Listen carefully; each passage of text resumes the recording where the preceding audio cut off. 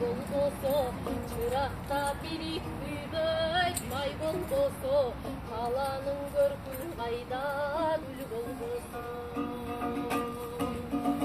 ачып баталбай күн болбосо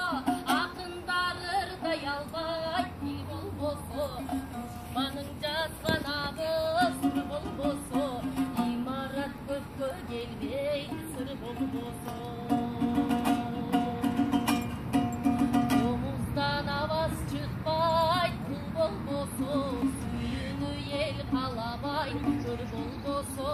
аялдын көркү кайда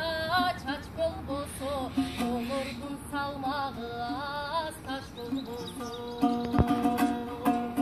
узакка кабар жетпей кат болбосо жигиттин аты чыкпайт мат болбосо ак жүздө кызыл болбойт күн болбосо сооданын иши жүрбөйт күн болбосо